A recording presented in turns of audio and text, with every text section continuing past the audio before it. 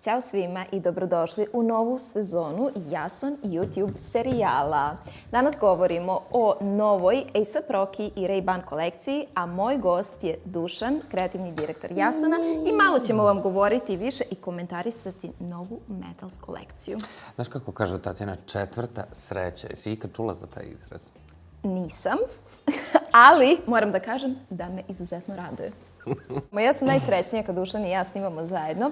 Meni to uvijek bude jako i zabavno i nekako prirodno i uvijek mislim da je bolje da ti i ja prikazujemo zajedno te naočare, zato što onda neko može da stekne utisak kako isti model stoji tebi i meni. I volim kod Ray-Bana što oni imaju uvijek i više veličina i raznovrsnost u bojama, naravno raznovrsnost i u modelima, ali mislim da je jako važno da vide i tebe i mene. Ako su već unisex modeli, a uglavnom jesu, ja često biram i muške modele.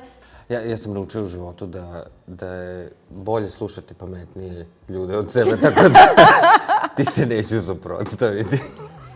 Dobro si rekao. Cheers! Za zdrav život. Za zdrav život.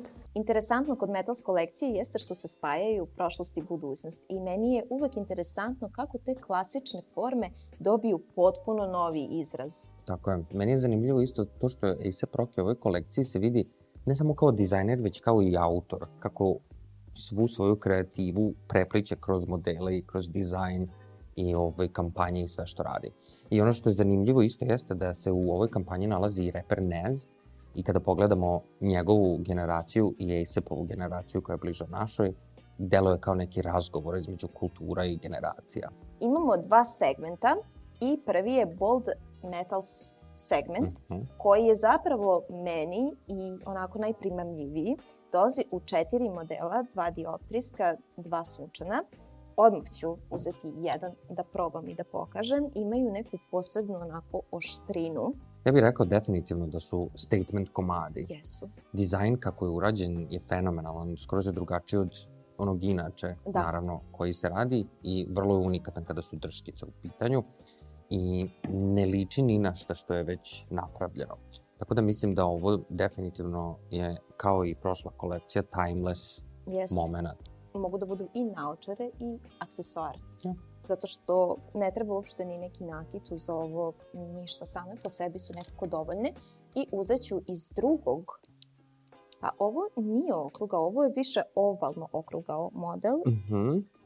I naravno dolaze u različitim bojama, u različitim veličinama.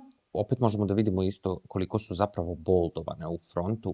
Ne previše, ali dovoljno da bi se istakle kao statement komadi. I naravno tu su one legendarne boje koje svi uvek tražimo. I koje svi uvek zaista i nosimo. Zelena, plava i Tatjana trenutno nosi smeđu.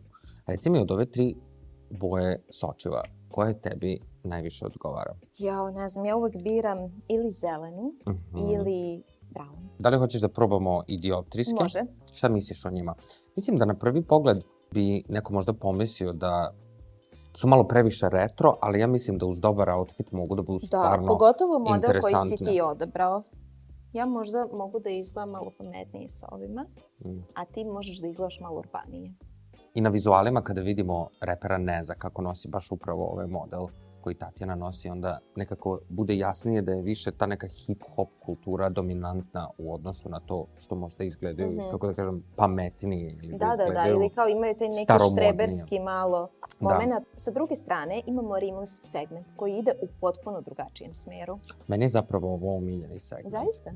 Dopada mi se jako zato što nam pokazuje u kom smeru kultura i moda trenutno idu.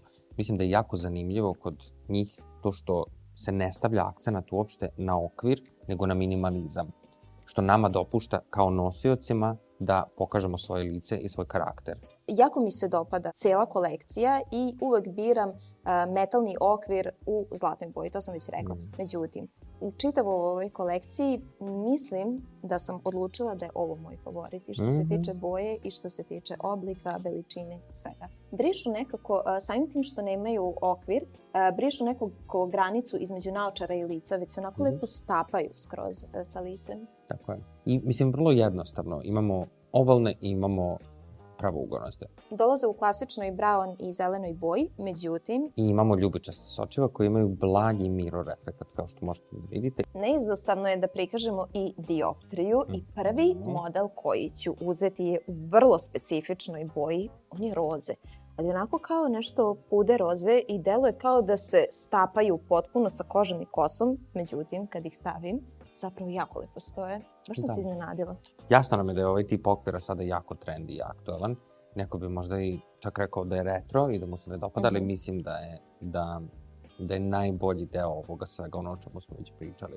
Kako se ne gubi tvoj identitet kada staviš naočare, jer je fokus i na sočiva i na elegantne detalje. Mislim da je isto dobra stvar da kažemo da je tehnologija toliko napredovala da vi možete na kraju dana da stavite i fotoosetljiva sočiva u ove modele ili bilo koje generalno naočare. Jeste, što zapravo znači ako ste unutra, sočiva su vam providna, izađete napolje, ona se zatamne i imate i zaštitu od sunca. Volim za sam kraj da ostavim jednu kategoriju, Tatjana's Choice, ovog puta Tatjana i Dušan's Choice, i da odabereš ti svoje favorite i svoje favorite koje izdvajamo kao posebne iz ove kolekcije. Moj odabir bi bile u dioptriji, ove u metalu. Meni se jako dopadaju i baš su mi onako nekako drugačije. Kad je sunce u pitanju, već sam to pomenula, bez okvira, to je zapravo tvoj model, samo u sunčanoj verziji, u brown boji, definitivno broj 1. Fenomenalno ti stoje. I ja ću odabrati ovaj, čisto da ti kontriram malo. Pa hajde, malo nije na odmet. Šta ti generalno misliš o ovoj kolekciji i da li misliš da će biti uspešna? Kakav utisak si stekla? Da li misliš da će biti nosiva? Mislim da je ova kolekcija upravo spoj nasleđa i neke nove energije uz prepoznatljiv Rokijev potpis. Tako je. Mislim da je A$AP u prošloj godini stvarno ostavio svoj pečat na nekim modelima koji su klasici, koji su legendarni kao Mega Club Master, Mega Ballorama, Mega Wayfarer, ali da je uneo i novinu sa pufferom.